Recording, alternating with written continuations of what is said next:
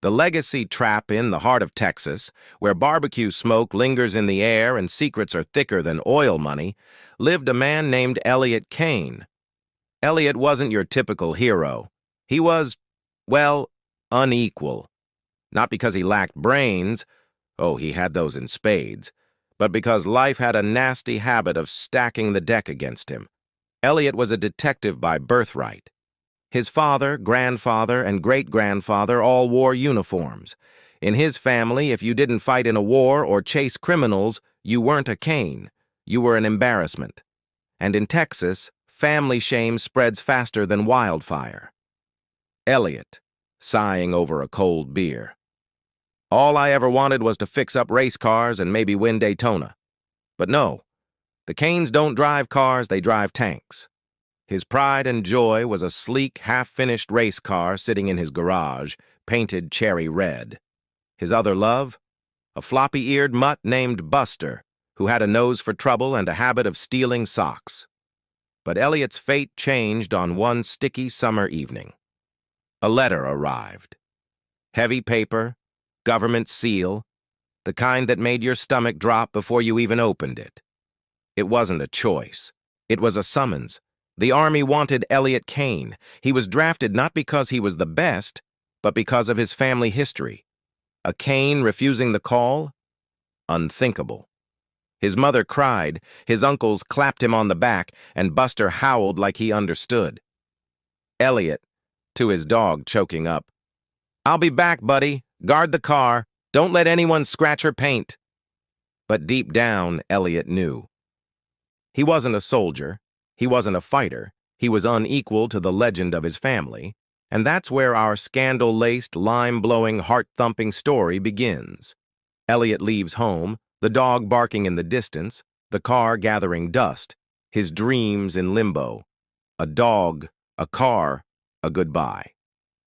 Army life was nothing like the movies. There was no patriotic music, no slow-motion salutes. Just mud, sweat, and orders barked by a sergeant who smelled like old cigars. Sergeant, yelling, "Kane, you run slower than my grandma's Wi-Fi. Drop and give me 50. Elliot didn't fit in. The other recruits came from legacies of toughness. He came from a garage full of engine grease and a dog that liked belly rubs. But the cruel twist? He was good at noticing things. Where others saw chaos, Elliot saw patterns. Like the time during night drills when the mess hall mysteriously lost 20 pounds of steak. Everyone blamed the kitchen staff. Elliot spotted muddy boot prints leading to the supply truck, caught the thief red-handed, or the night grenades went missing. Elliot found them buried under sandbags near the shooting range. Another scandal? Quietly hushed up by his superiors. Smirking. See, the Army didn't like detectives. They liked order. But Elliot couldn't help himself. Solving little mysteries was in his blood. Still, he felt trapped. His car was rusting back home. His dog probably wondering if he'd ever return. And to make things worse, there was Clara. Clara was the base nurse. Smart, sharp-tongued, and beautiful in that don't-mess-with-me way only Texas women can pull off. She caught Elliot sneaking coffee after hours. Clara, hands on hips, "You're either the dumbest recruit or the most charming one. Haven't decided yet." Elliot, grinning. "Can I be both?" A spark lit between them. Forbidden, of course.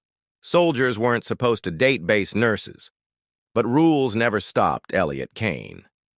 And just as their stolen glances turned into whispered promises, a scandal erupted.